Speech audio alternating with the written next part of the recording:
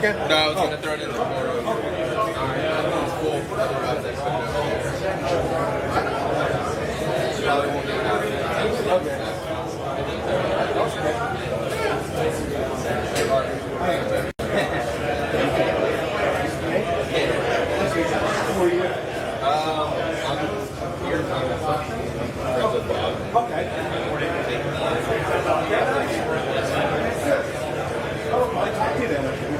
Yeah, for sure. Go live across the world here.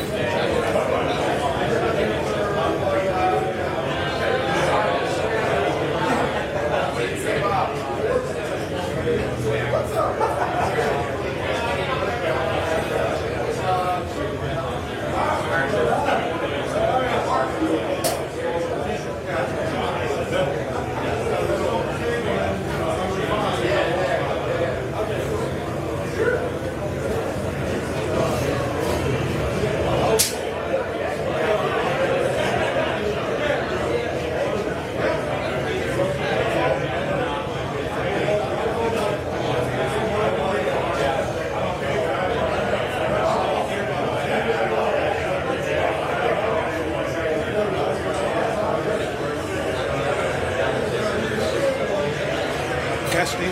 1, 2, 3.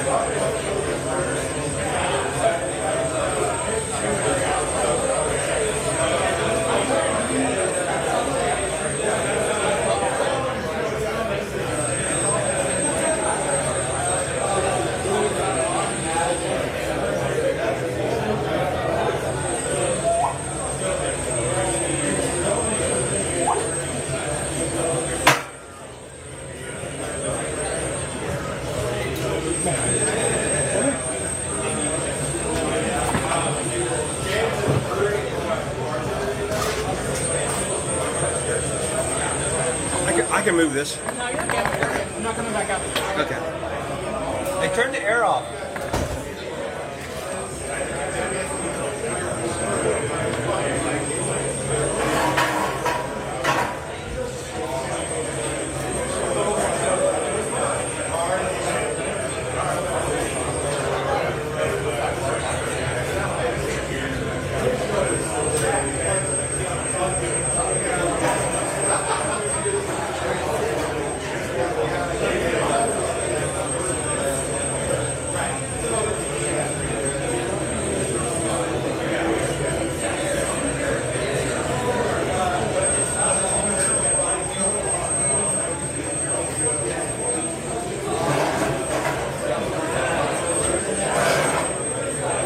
Hey everyone, we're going to get started here shortly. Just got to grab Bob. Hopefully you'll be able to hear us pretty good. This is the best place the connection holds up. So a little noisy. We'll try to talk loud. And like I said, feel free to ask questions. We'll be able to monitor if you see somebody and you want to ask a question. So like I said, we'll be going live here shortly. Thanks for joining us this morning live at Saint Somewhere.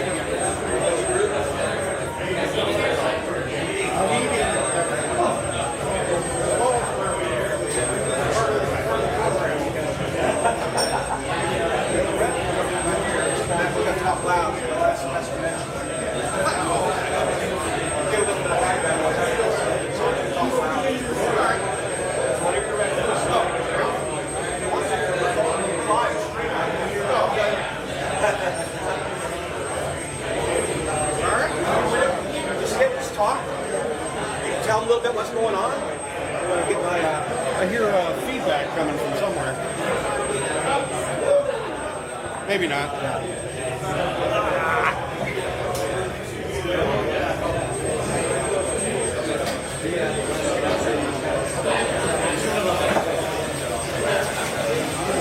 This is going to be it's about a 30-second delay. Only one person must be watching.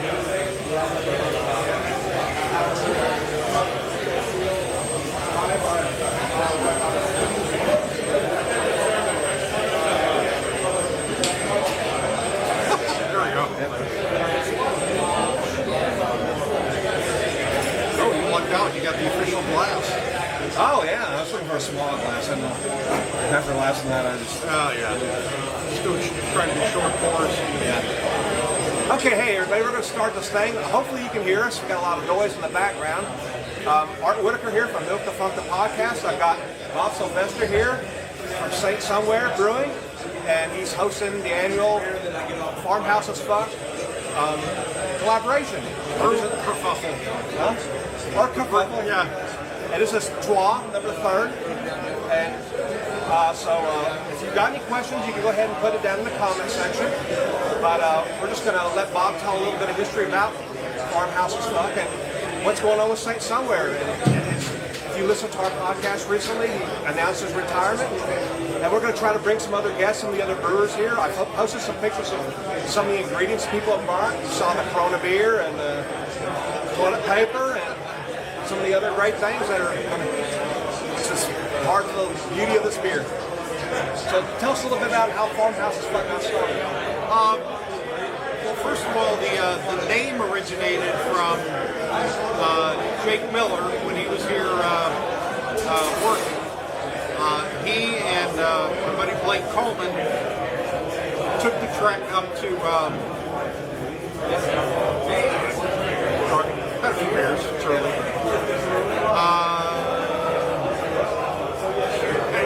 They went to a beer festival, Farmhouse Festival, and Blake had shirts printed that said Farmhouse is Fun. I remember saying that. Somewhere Brewing. And that's the origin of the name and the concept. So 3 years ago, knowing that every brewer in the world practically ordered salt would be at Honeycomb Day, we decided to add on brew day and open it up to whoever shows up. Really just invited Farmhouse, saison brewers. It was a great turnout. Everyone you would think would be there was there.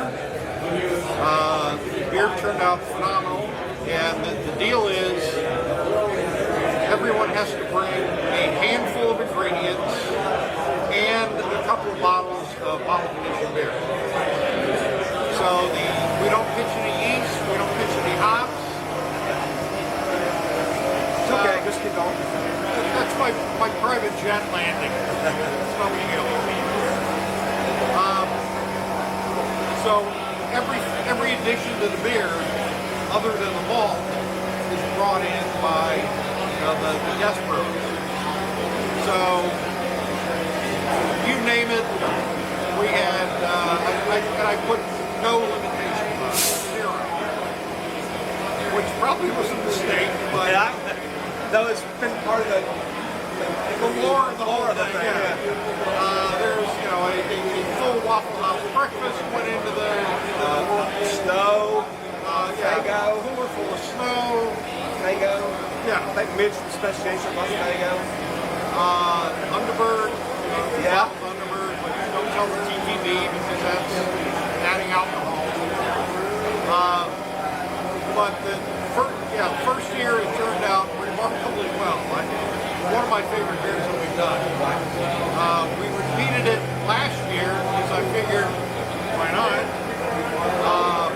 First year we had 24 breweries. Second year we had 37. Which is kind of crazy. Yeah, it's out of here. You can see kind of the madness going on now. We're at like the 24, 25 level. Add 10 more to that. That was last year.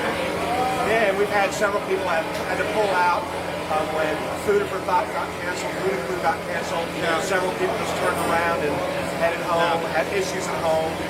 So we're glad that whoever can make it, can make it. We're glad that Bob didn't cancel this because a lot of us think a long way. Yeah. To, A lot of brewers in town with nothing to do. yes, so exactly. Yeah, and figured what the hell. and this is my favorite event of the year to come down. I come down here no matter what. I'm glad that we're invited to brew and on sites, but just this is the best place in the world to meet up with your friends.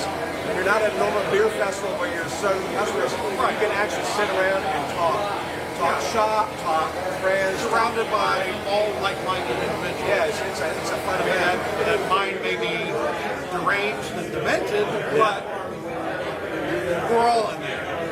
So tell us a little bit about, as you mentioned on the podcast, you're going to hang up the tools here. And Yeah, I'm kind of officially, unofficially retiring. I've actually sold the business to Nick Bench. He's here somewhere. we'll get Nick in here. He's brewing right now. He's working. Yeah. I'm brewing.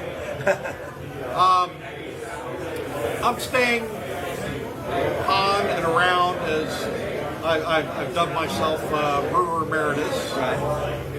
So I'm still going to be the guy going to beer festivals.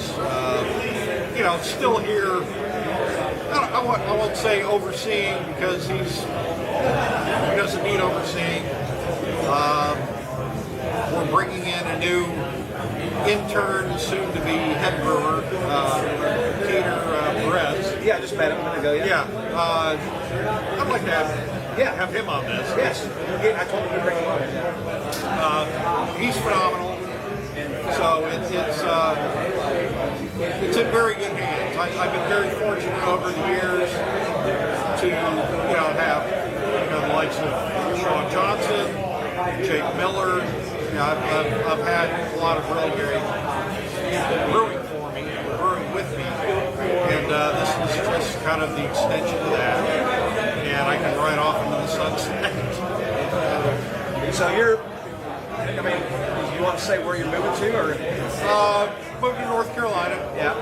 So he'll be up closer to a lot of us other farmhouse brewers, and Bob can come around and drink beer and teach us how to make beer tasting beer. I'm also going to start a kind of a branch of Saint Somewhere, let's say. Okay. Somewhere else brewing project. Oh, awesome. But it's Like a going to gypsy be. brew? I may do a little of that, but it's really going to be just like homebrew size batches. That as long as I can get it through TTD, North Carolina allows farm brewers. So places we're looking at are have acreage.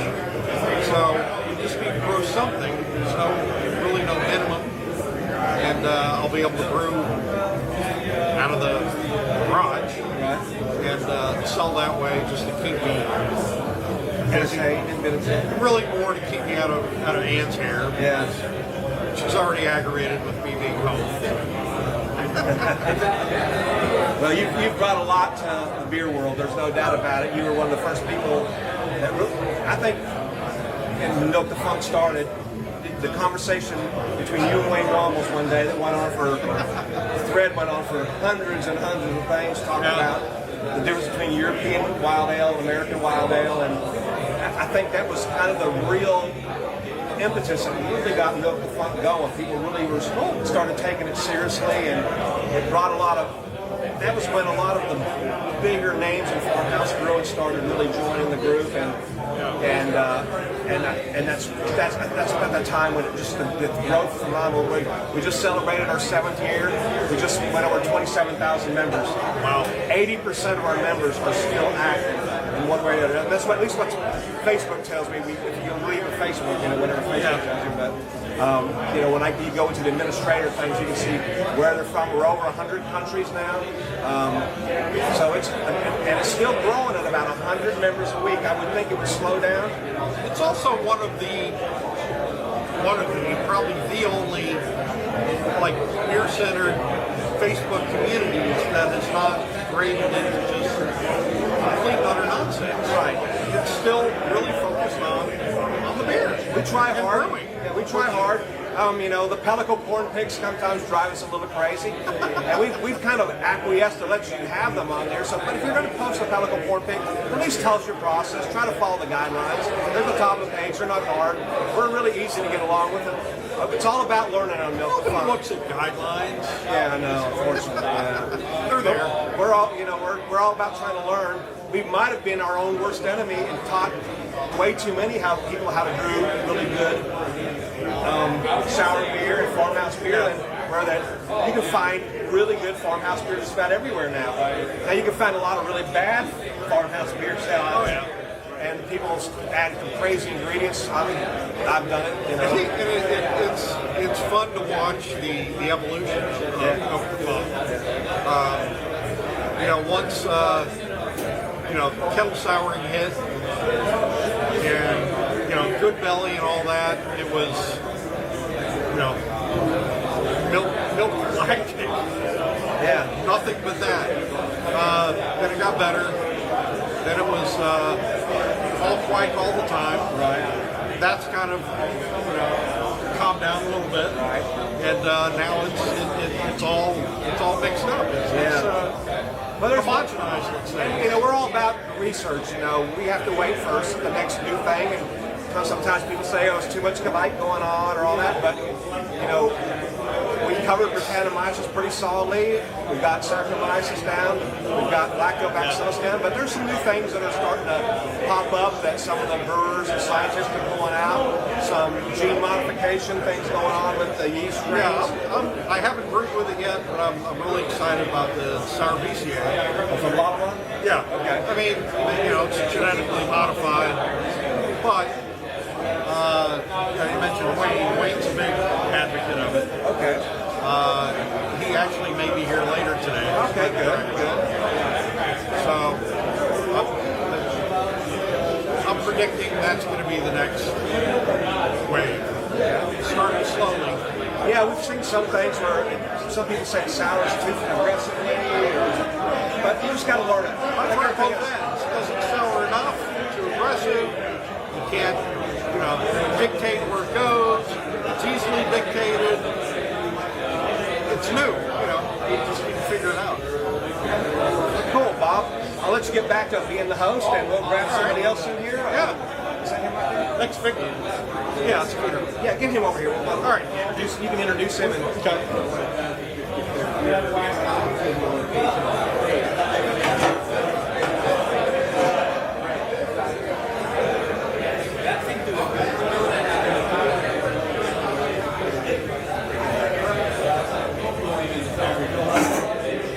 I told you we'd get you on here.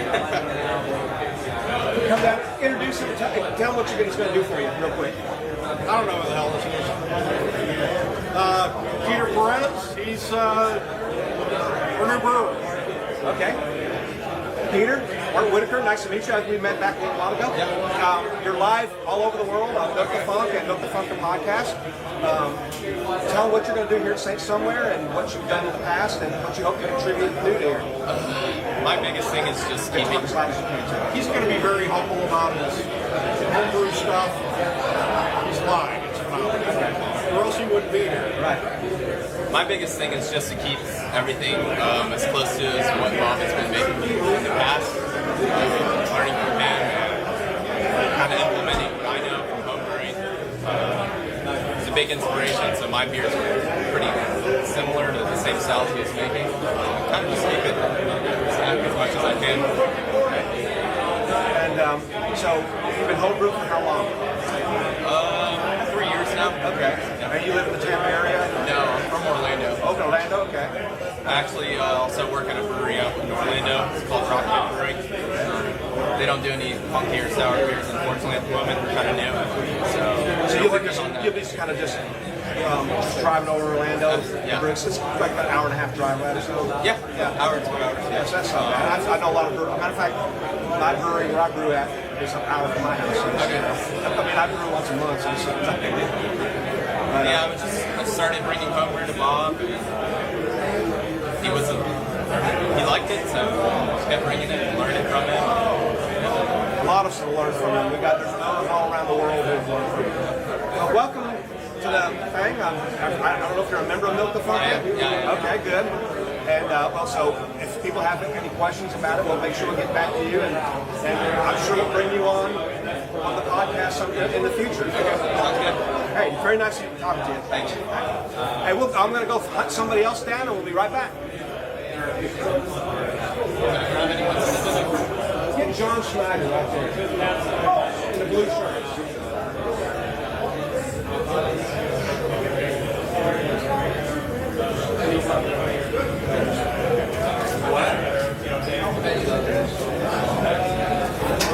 Okay, we've got our next guest is John Schneider. Are you just pulling people out of the crowd now? That's what we do. All right, awesome. Okay. Yeah. Tell me a little bit about this is your first time here at Farmhouse? Yes, excited to be here. We're doing some really cool stuff. You should see what's in that mash tun right now. We have a small farm brewery up in North Carolina, just south of Asheville, in a small town called Etowah. And Close to Sierra Nevada. yeah, right at 15 minutes from Sierra Nevada. We grow a lot of the specialty ingredients that we use in our beers, but we also use 90% locally malted barley from our 3 malt houses in North Carolina. We're growing some heirloom barley as well, as working with North Carolina State on new hop varietals, which we brought today to put in the beer. So yeah, that's our small place. Well, tell them a little bit about the hop varietals. I've got a little familiarity with them with Janine Davis and the North Carolina State Extension Service up there. Yep. Just down the street from Sierra Nevada, just down the street from you. They've been working to try to find breeds of hops and making hybrids that handle the southern humidity, the shorter daylight, the bugs that we have down here. Exactly. So tell them a little bit about some of those, if you're allowed to talk about it. Yeah. We love talking about it. We have, right now, we have 3 varietals that have shown great promise. They have 12 that they have developed. These are new breeds of hops that are coming out. They're bred with hops that are grown in our similar climates, and then we're crossbreeding those with hops that we all know and love, and trying to come up with varietals that will do. What do you want me to do with that? That's what you're talking about, right? Yeah. Oh, okay. Thank you. Hey, Nick, we want you on here shortly when you get a chance. All right, so this is actually the NC 1601. This is a wonderful hop. We brewed with this. Smell that. We've brewed one beer with that so far. The program is pretty awesome. They actually have a plant geneticist now working with them, which is tremendous. So we're not trying to fool the plants into thinking that our daylight is longer. These plants are bred for the shorter daylight. We feel that's a mistake a lot of people are doing today, where their infrastructure is just cost prohibitive to farmers. So it doesn't make sense. And so what they've done is been able to develop them. Our first hop that we used was NC 1701, and that one it was like a citrus bomb. Citrus, tropical fruit, wonderful. We served that at a festival, and everybody, all the brewers went crazy, and it's showing that was one of the greatest yields that we had last year. So it's a phenomenal hop. They've done, like I said, 12 different ones. We're actually just signed the agreement this week to grow those 3 varietals on our farm. So we're actually one of their experimental farms that's doing it. I think Auburn University is doing it, and Michigan State. Oh, wow. So we're excited to be that much involved with it now, so that we actually grow them and use some of our sustainable farming practices to see if we can do it as well as they've been doing it. And tell a little more about what goes on and what you do it sideways. You don't just do beer. No. Tell them, you got an audience. This will probably end up seen by thousands of people around the world. So people come to Asheville. We have free advertising right here. We have a farm, a working farm. So we have goats, sheep, chickens, ducks. But we also, my wife has a flower farm. We do a flower CSA, but she also farms a lot of our specialty ingredients.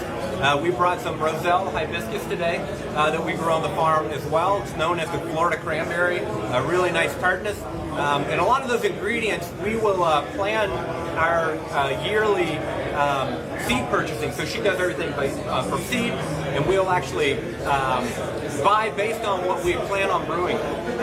We don't brew the same beer twice either.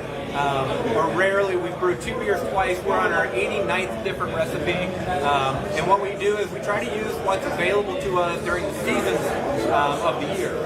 So that way it makes our beers very unique. Where can you find your beer besides your brewery? Well, there's only a couple of bottle shops in Western North Carolina that carry our beer anymore. We pulled out because we were running out of beer in the tap room, so we wanted more beer. And that's a good thing, I guess. Not a good thing for the bottle shops, but you know that's the new model, is the tap room model. And it works well. Another unique thing about us is that we actually bottle all of our beers, as you know. We don't keg anything, and we pour out of the bottle. And so when you come in for a tasting, we do a guided tasting where it's an experience. You're not just handed a plate and sent away, you're actually talked through each beer like you would a winery. And that's a unique aspect of what we try to do.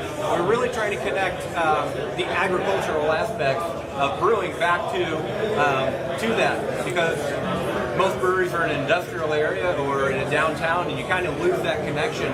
We're in a winery. You see the grapes growing, you see them, so you know the connection. You're drinking that terroir, you're drinking everything. So we wanted to bring that to beer. Okay, cool. Well, I'll let you get back there. Is there anything? I'm going to go grab something else in here. Let me go grab that.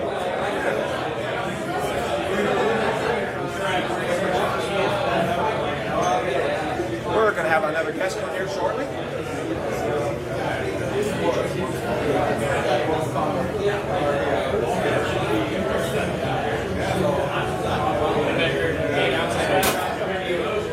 That doesn't appear to be zero. Good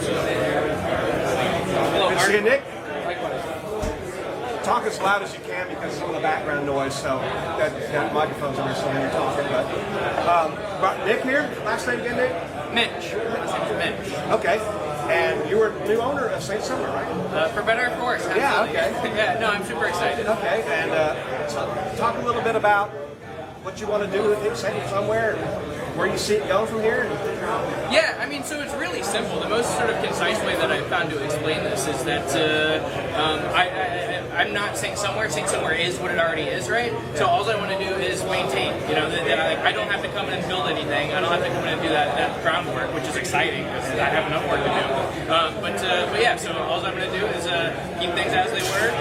You know, continue making great beer here and just continue what was. I'm not building a licensing legacy. I'm just going to kind of continue Bob's. Cool.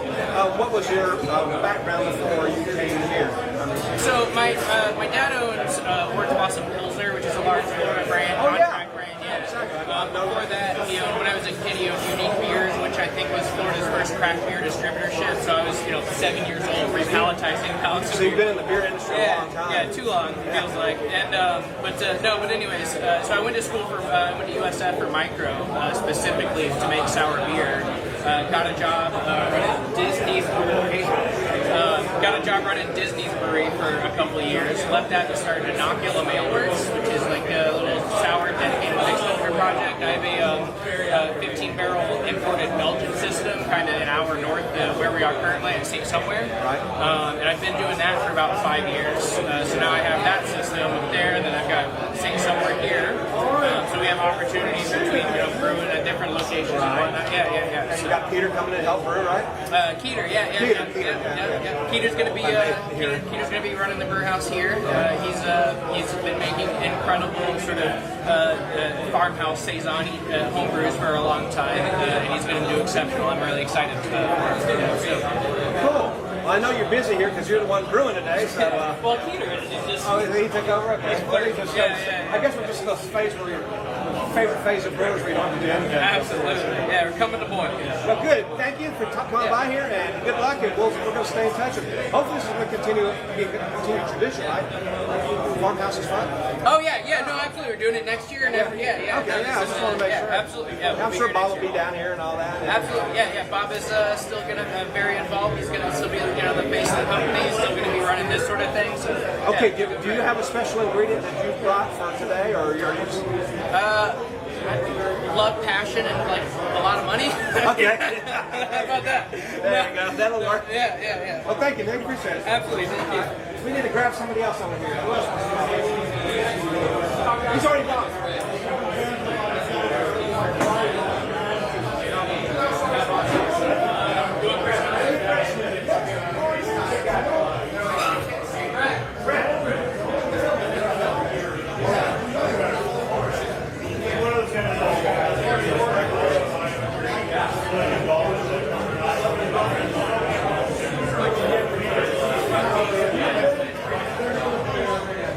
Just hang on here for a minute and we'll have somebody else here.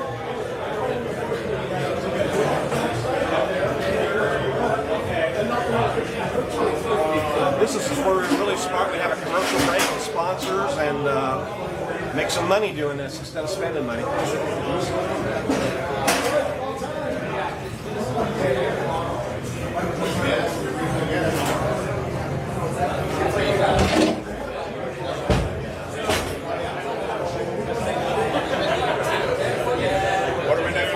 We are live all across the world. We're live right now? Milk the Funk, the podcast, yeah. All right, here we go. So talk as loud as you can because we got some background noise. So the mic, make sure you can talk on the mic. We got Brett Smith here from Branch and Bone. Let's see, just the accolades lately. Brand new Ohio Farmhouse Brewery of the year. Best new brewery in Ohio from ratebeer.com, and we're up for this USA Today shit, like best new breweries in America. Well, here's a chance. Tell the world about a little bit about what Branch and Bone is and what they do.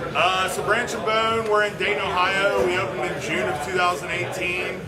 We kind of specialize in mixed fermentation beer, which you're all very well familiar with.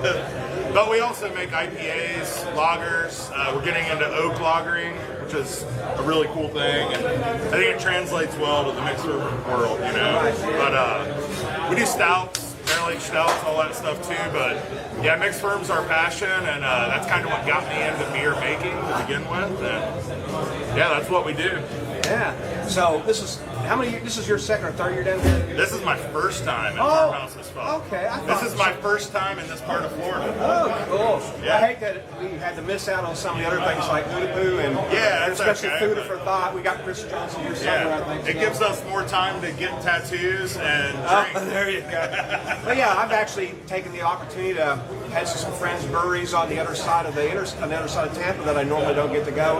I visited yesterday. Oh shit! Now I can't think of the names. Three Bulls, Tracy Melody, who's Milk the Funk, been on Milk the Funk for a long time, and Bootleggers as Diana Zemo and Sean and all those over there. And Diana's been a contributor to Milk the Funk for a long time. She's moved to Tennessee, but she's still over director of brewing operations, I think, still there, and tasted some of the beer that she's brewed over there at their new place over there in Brandon. So there's a lot of, besides the other breweries you heard about, don't forget some of those places, and they are Milk the Funk people. They've got saisons and sours and some really fantastic meads and bottle works. They can't see Mike shoveling off the mash right here. They can, actually. Make sure you get the potato chips out of there. This is the annual tradition here. Mike Merrill shoveling out the mash here at Farmhouse. At Farmhouse, but not only at Farmhouse, just about all the time, right? One thing I can't work on. Yep. It helps when you're 6'7".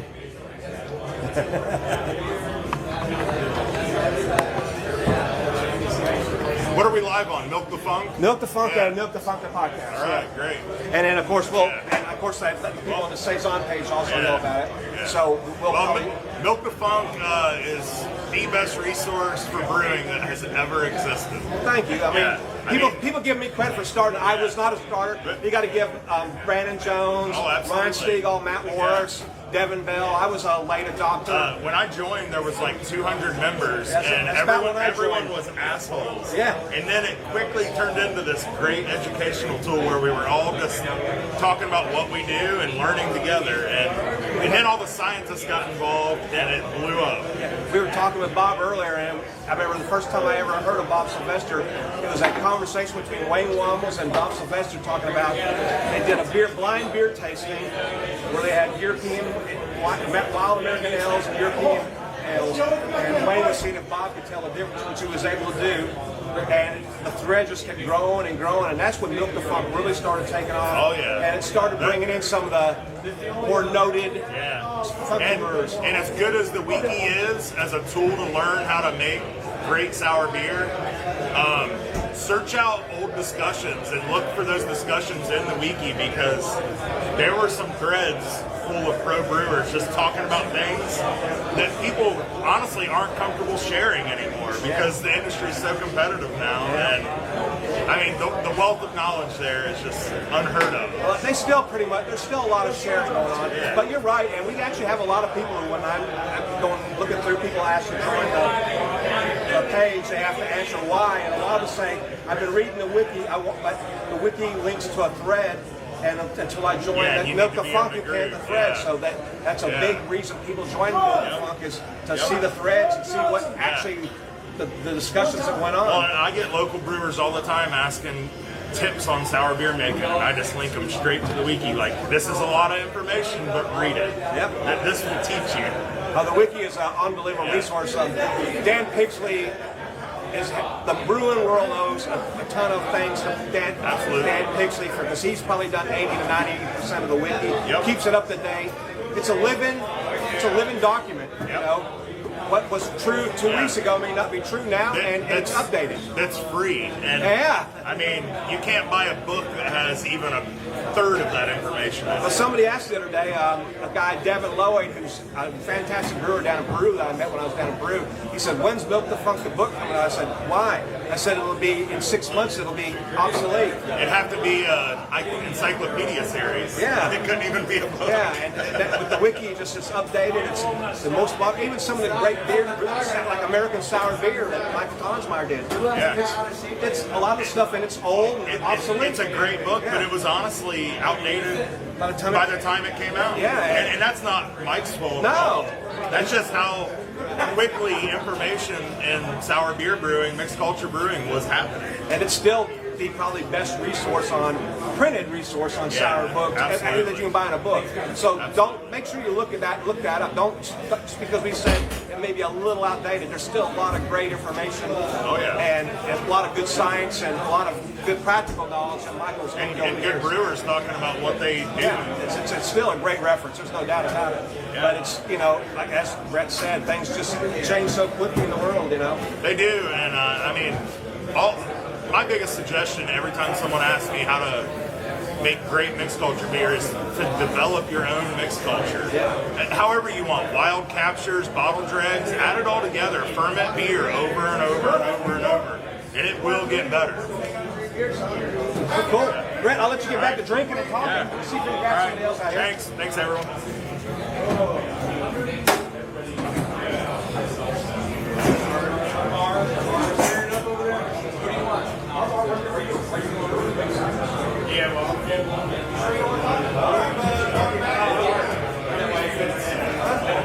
You talk to Garrett? Hey, you talk to Garrett from the morning?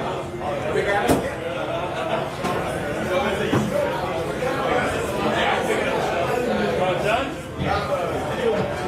I want to talk to you on here.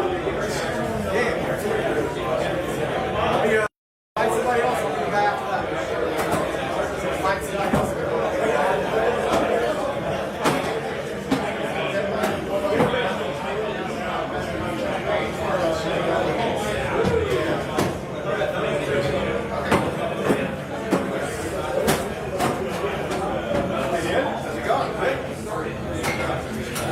You want to be next? Sure, why not? Yeah. We got to have Western North Carolina represented. Okay. Yeah. But I'm going to steal some of that. All right, yeah. Get some. You want some? Yeah, I'm about ready to. Matter of fact, is this your beer? Yes. Well, why don't we talk about that while we're on here? Yeah, sure. Oh, yeah, definitely. I'm wearing the shirt too. Shit, I'm like, I'm poster boy. Can I take a piss real quick before we do this? Sure. Cool. I'll be right back.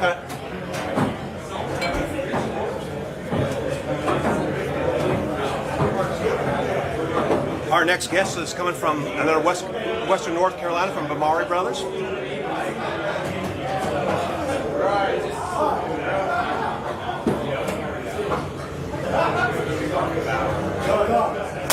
Some numbers?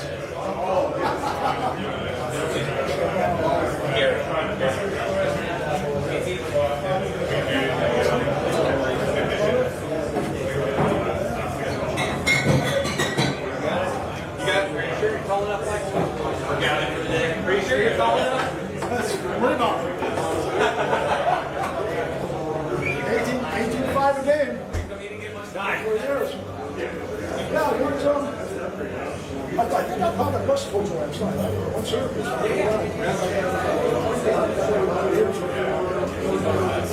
I was 6.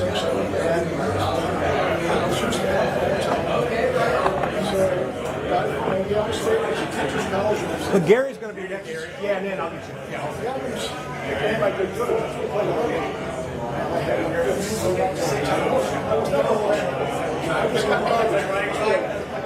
My own breakdowns of it. All right. Until they won it. There's your beer.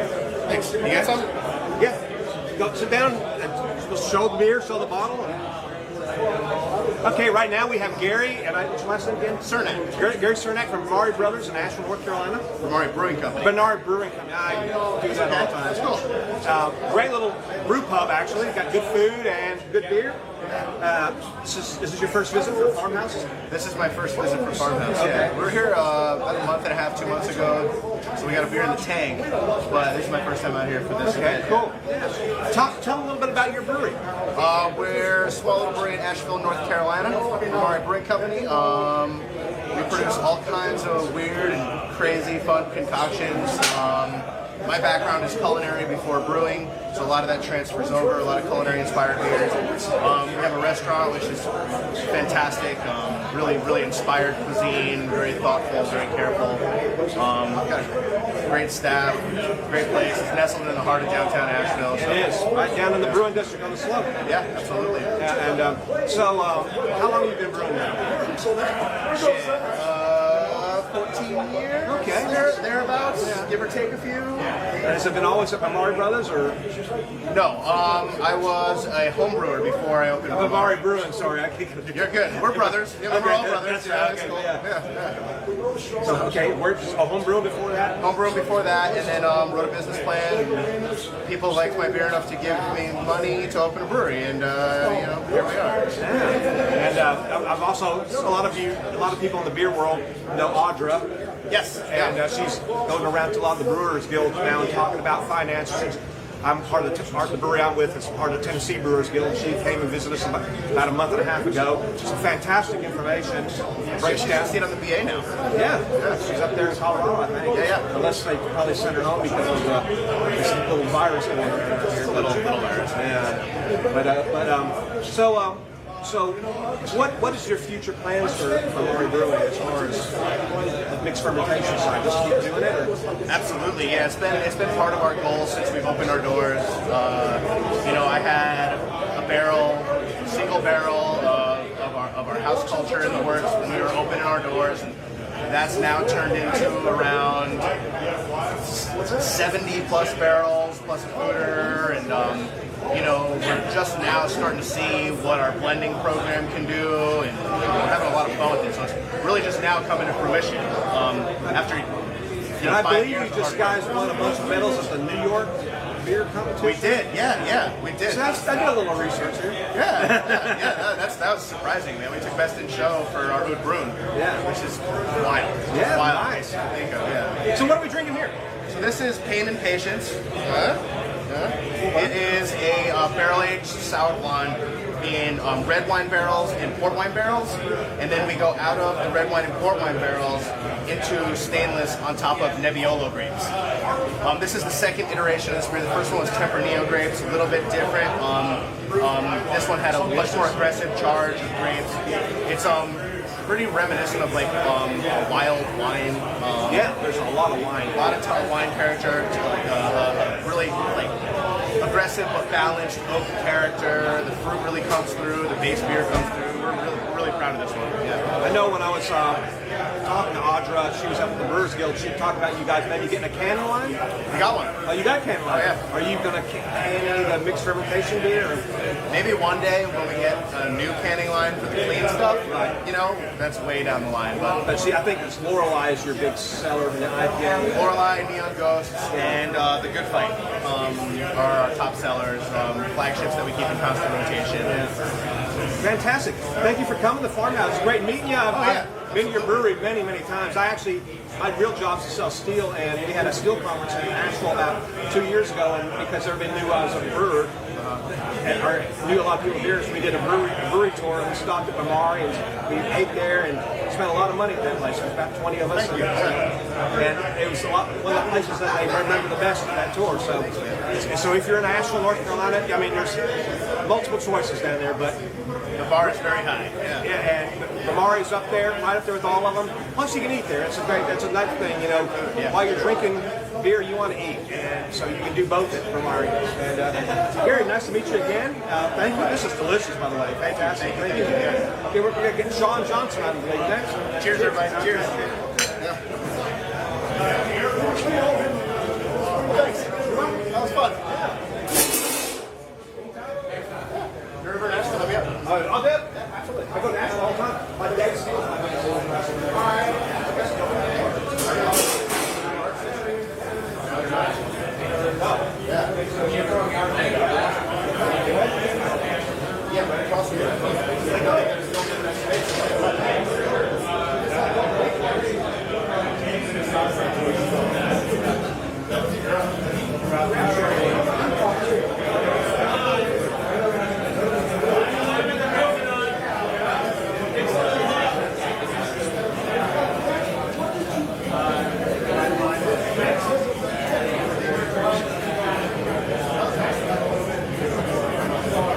Try to speak as loud as all the background noise.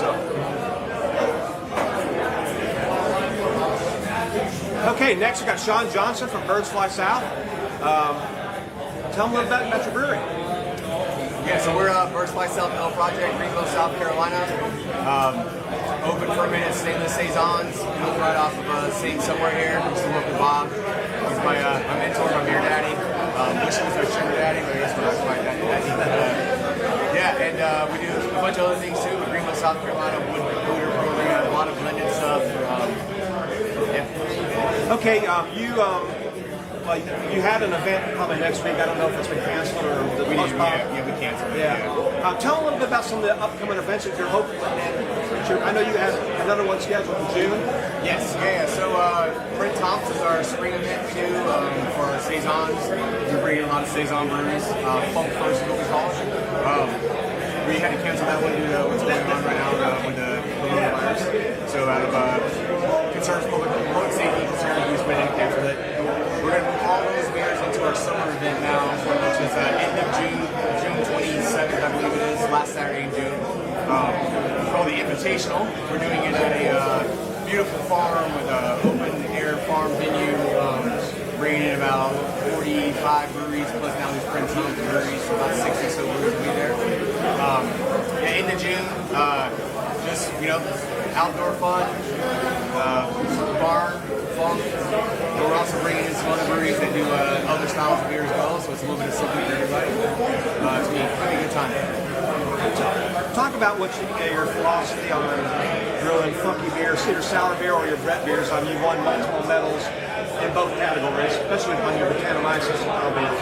I mean, you got a secret you want to tell, or what's your philosophy? You don't have to know these secrets, but there's no secrets really in brewing. To be honest, I mean, it's just yeast and figure out what works for you and your system and what you produce.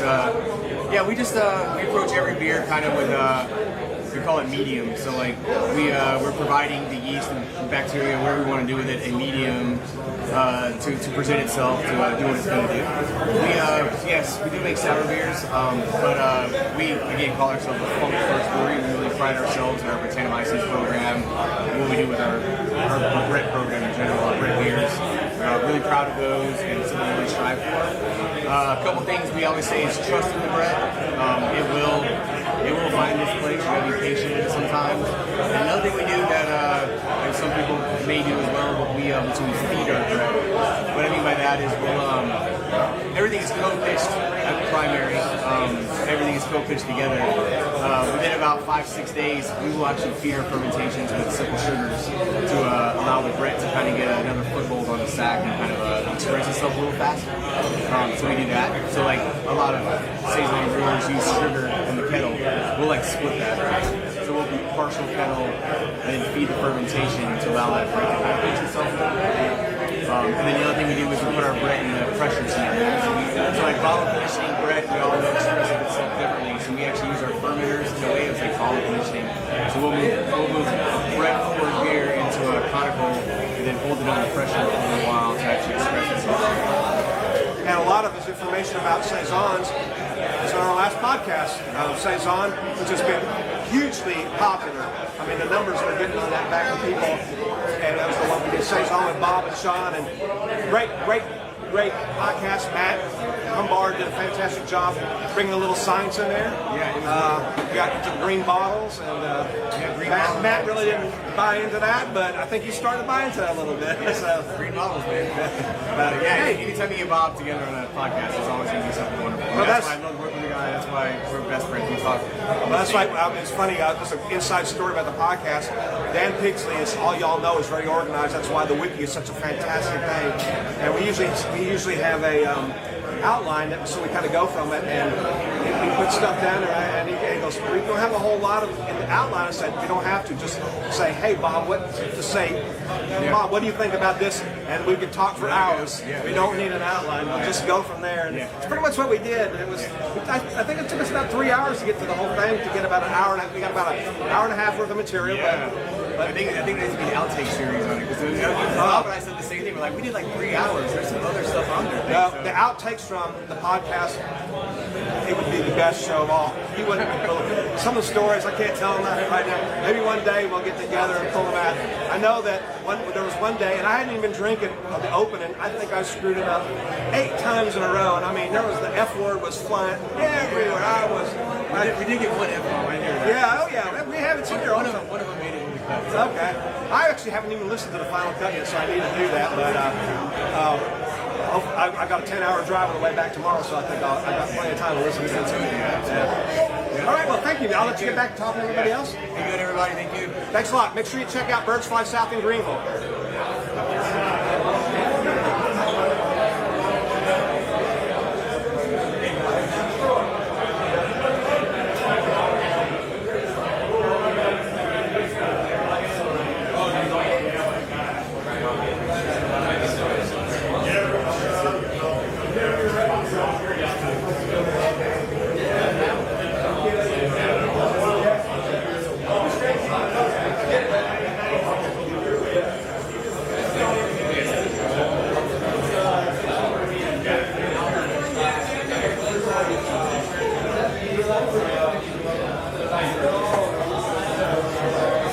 Hey, okay, we got Matt Gemmel now, and I can't remember, you're in a new brewery, so I'll let you tell a little bit about yourself and the new breweries, and move a little bit just a little so they can hear you, and talk as loud as you can because we got background noise. For sure, yeah. So I just recently started at a place called Something's Brewing. We're in Winter Park, Florida. It was originally called Deadly Sins, but we got new owners. I started there, so we're kind of revamping the whole brand and starting something new. What's the focus of the brewery going to be on? What style beer?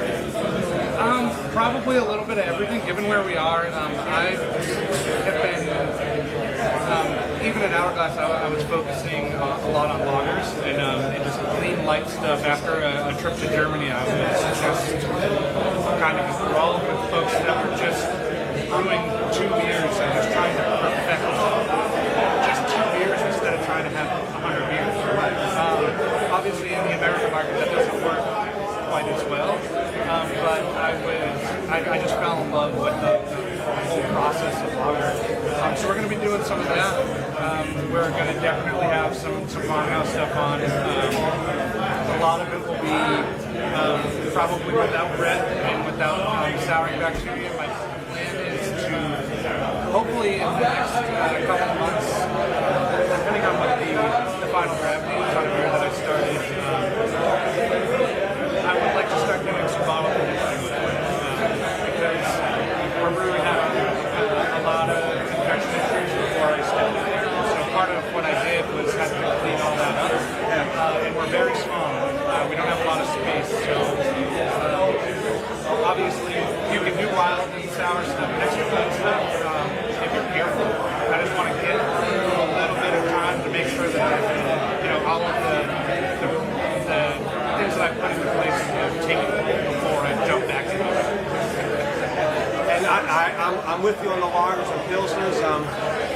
When we were over, I've probably told this story before, but when we were over at Farmhouse over Tanamisis, all those sour brewers out there drinking at the end of the night were out at Bewilderments drinking Jaeger Pils. I mean, I took pictures of the best top sour brewers, most noted sour funky brewers in the world, and everybody's drinking Pilsners.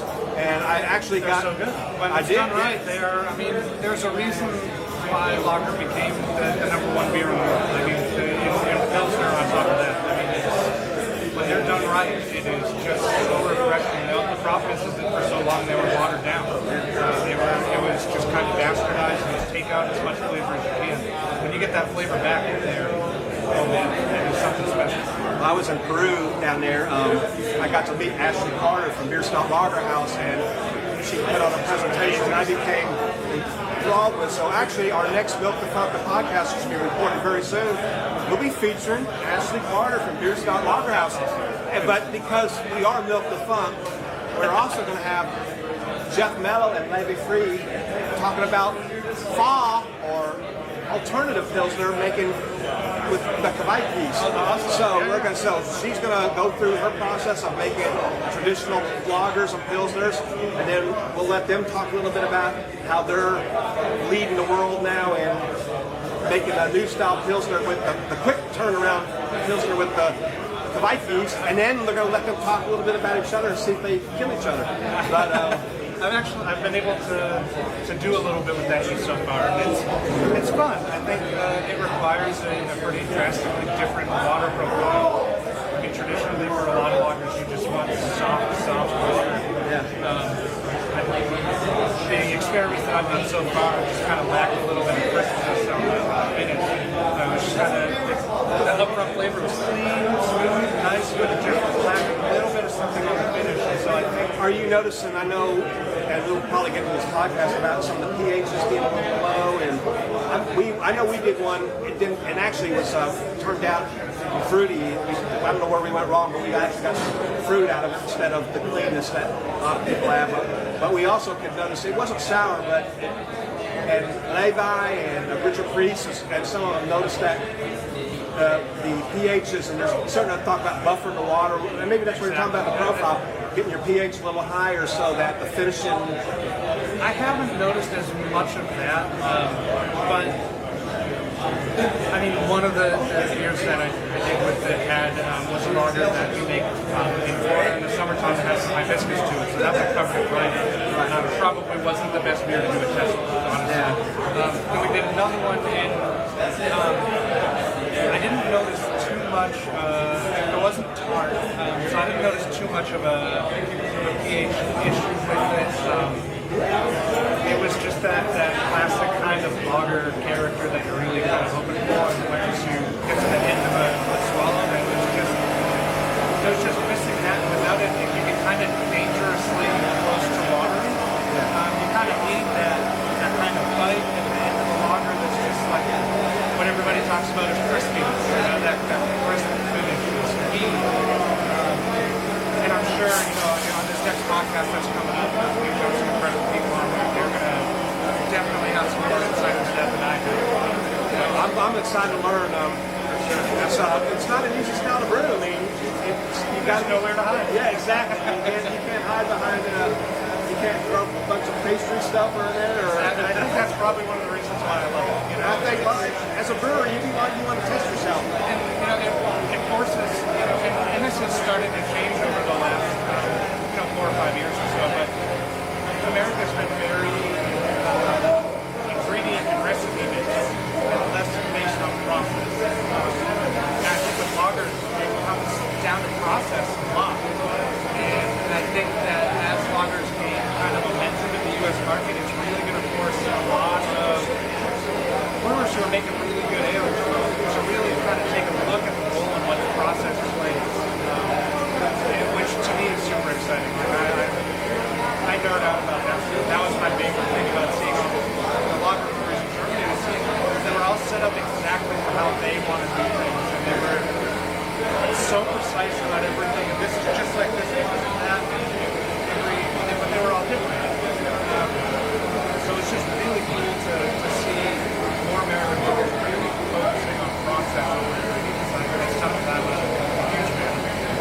Well, hey, it's great to see you again.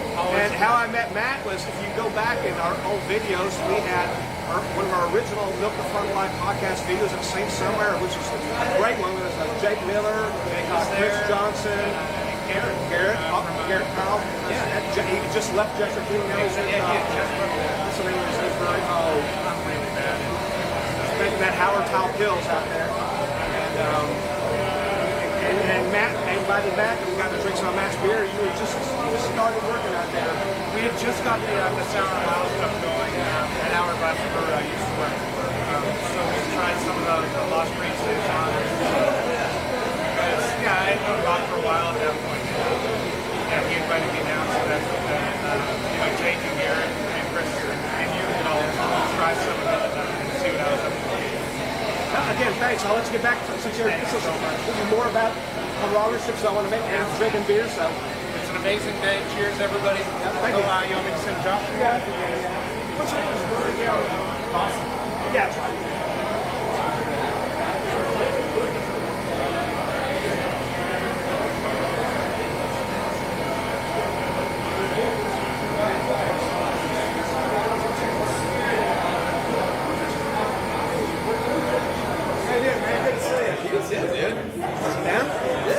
loud as you can because we have a Yeah, background there's noise. a bit. There's a bit going on. We have Josh Kaufman from Boston Brewing in Richmond, Virginia with us. He's, I think, a Florida resident, right? You were down at Rat Brewing. Rat Brewing down here. We lived here for 7 years.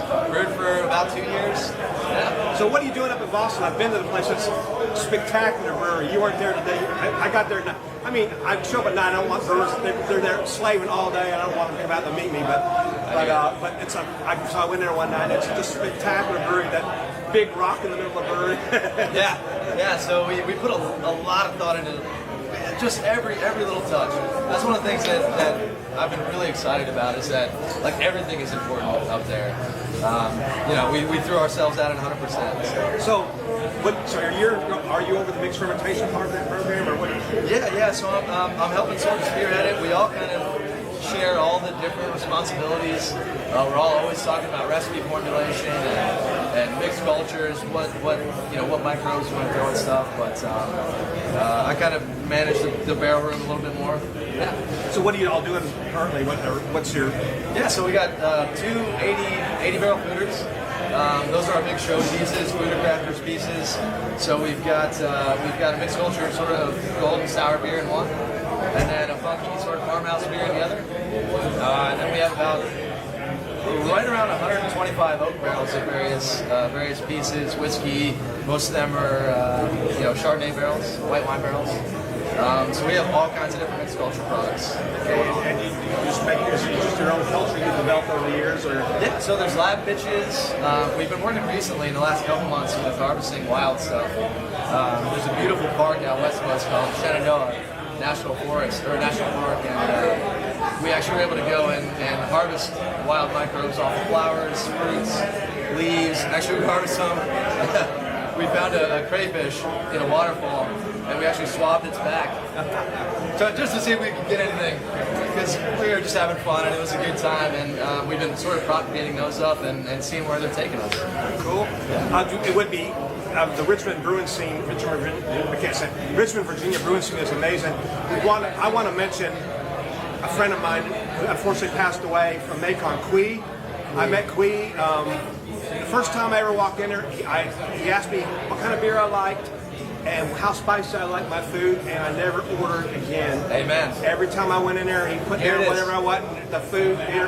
Unfortunately, he was a legend up there and passed away during a triathlon last year. So for the Richmond, Virginia people, I do want to throw a big hey for Quee. Everybody's going to miss him big time. Yeah, special shout out to Bill Cavender of Blackheath Meadery. I know they were very tight. He and Quee.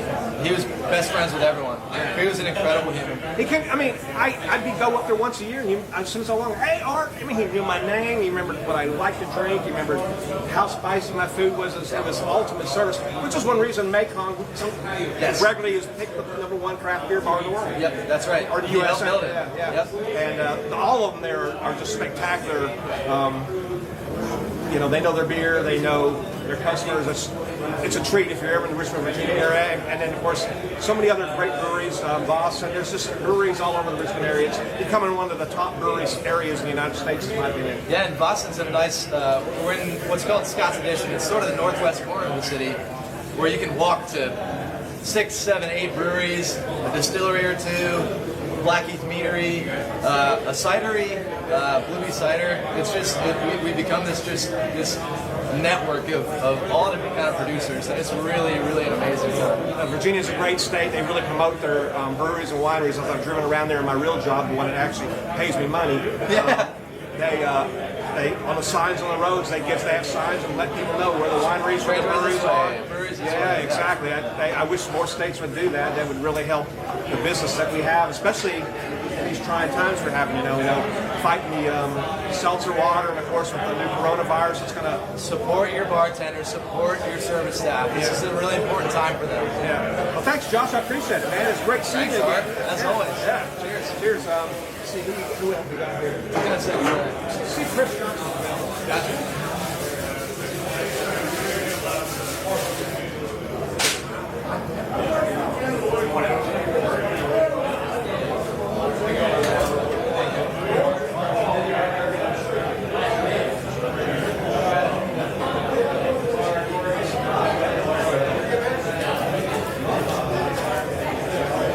Chris. He's coming. Hey, buddy. How you doing, man? Good, man. We're shaking hands. Let's do it. Yeah, that's good alcohol, right? It's killer. Yeah. We got Christopher Johnson here with us from Green Bench. One of the reasons many of us come down here to Florida. Unbelievable brewery. Makes world-class beer. When he was one of my guests, just didn't really realize it when my first Milk the Funk podcast lives several years ago at Saint Somewhere, just kind of walked in there that day and just wowed us. Wowed it. This is amazing. I mean, I learned so much from you that day. He normally hosts an event called Food for a Thought. He can tell you a little bit about what's going on. Then we'll just do that small and talk about your brewery. Talk about some of the great things you're doing at your brewery. Oh, thanks, man. Yeah, so Food for Thought, this was our 7th annual. It was supposed to be tonight, but we were canceled, obviously due to the sort of virus scare at the moment. The city took our permit away, so we had to cancel it, unfortunately, but everyone's in town. We're going to make the best of it and drink a bunch of beer. Back at the brewery right now, we're focusing a lot on, ultimately what we look for is trying to make quality, balanced beers, no matter what the style. We do a lot of IPAs. We definitely make more IPAs than anything else, but if you went to our tap list and saw at the brewery right now, we're very lager heavy at the moment. We've got 7 or 8 lagers on tap, 3 or 4 of our smoked beers, which I'm a huge smoked beer fan. We do decoctions, so we do like traditional lager production. In addition to that, we have Web City Cellar, which we opened a year ago. Is amazing. Okay, let me tell you. You know, the people have gone to Asheville. There's the Funkatoria, but I'm telling you, Web City Cellar may top all of them. It's just amazing. Thank you. Yeah. We're a year old. We turned a year old last week. Yeah. So we're doing, food fermented, wine barrel aged, mixed culture beers. Not all of that, but mostly those. With a lot of like Botanomyces focuses as well. I'm actually drinking 100% Brett beer right now. And we also, it allowed us to increase our cider feed program, which I'm really, really proud of. So we have a cool Farmhouse cider bottle released this week. It was with Banana Fooder with like a blend of wild yeast, so Diastaticus and Botanomyces. And yeah, just blends mostly. We're doing a ton of blends over there with sort of barrel-aged wild beers and or mixed culture beers. And yeah, just trying to make really balanced, drinkable beers. And I've seen some. You put a lot of food in a lot of your beers too. Sometimes, yeah, sometimes. We have a bottle. So Alice is the base golden sour beer that's like fermented wine barrel aged, and we just released Blackberry Alice, which is our 3rd sort of heavily fruited version of that beer, which is it's over 7 pounds of whole fruit per gallon of beer, so it's pretty intense. Yeah. Now, did I read? Are y'all getting into natural wine too? So we don't actually make natural wine right now. We do have a wine license. Oh, wine license. Okay. So we produce meat and cider under a wine license. Okay. For some reason I thought you were doing some wine. We're starting to play with some hybrids, but we're in Florida, so it's difficult to get some juice. And we definitely don't jump into things without getting the quality ingredients that we're looking for. So the same thing with the cider program. We started making cider in 2015, but it's not until 2020 or 2019, 2018 when we started to get really quality juice from upstate New York. So we get actual cider apples that we go up there twice a year to harvest. We have this pressed. We're picking like the guy that grows our apples, Jake. He's a 5th generation grower in upstate New York. He's got over 100 varieties of cider apples. Wow. So blends of acid forward, tannic forward, apples that they call them like spitters. Basically like cider apples. Taste them and they're awful to eat. You have to spit them out, but they're perfect for cider production. Whereas most cider you'll have in the world is going to be sweet, ours are very dry, very acid and tannic forward. And most cider in the world is produced with culinary apples, which aren't really good for cider production because they don't have tannin and they don't have acid profile. It's mostly just sweet profile. So you have sugar, you can ferment it. But we're doing amazing blends and single varietals with apples that I'm super, super proud of. Well, I mean, if you come down to the Tampa area, if you don't go to Green Bench, you might as well stay home. It is, Saint Somewhere Green Bench. There's a multitude of great breweries, and I've talked about some of the other ones we've visited this week so far while I've been down here, which is the only good thing that's happened, I mentioned, about this cancellation, is I got to go see Tracy's Brewery at Three Bowls, and Diana's, the new brewery, and some of the beer that she made, which is absolutely fantastic. So it's given me an opportunity to go see some of the places I normally don't get to do. But I'll be back next year. Fooder is my favorite event that I actually pay to get into. But it is, if you get, the education that Good Beer Hunting puts on, And it's just a fantastic event. Just not crowded. You get your beer right away. I've got some of the best sour funky brewers in the world. And you get there, and it's just a first-class event. And of course, the regular tap room, Web City, and you can go across the street to get to Bodegas and get a world-class Amazing Cuban. And so, hey, thanks. Just hold it with this. Yes. Thank you again, man. You're always been a wealth of knowledge, and I want to get you on your own podcast one day. Sure. Yeah. Love to. And I'm thinking about flying back down to campus. I drove down this time, so I saved my airline once. So Sure. I want to come down. We can talk about doing a collab with somebody from the other brewery. So maybe we come down and Let me know. Yeah, and we'll do a podcast. Yeah. Send some beer out too. I will. I brought some here. We actually brought our. It's over there. I might want to make sure I get it for it. Yeah. And we have our blobber beer. We got actually picked to brew with the Canton blobber, and ours got 7 pounds of blueberries on it. Where's it at? It's over there. Okay. I'll try it. Or the big cooler? It's got a blueberry thing on the back. Yeah, I'm gonna taste it yet. So. Oh shit! I'll bring some over there. Yeah. Okay. Cool. Thanks, man. Cheers. Oh, well, I need more beer now. Yep. Thanks.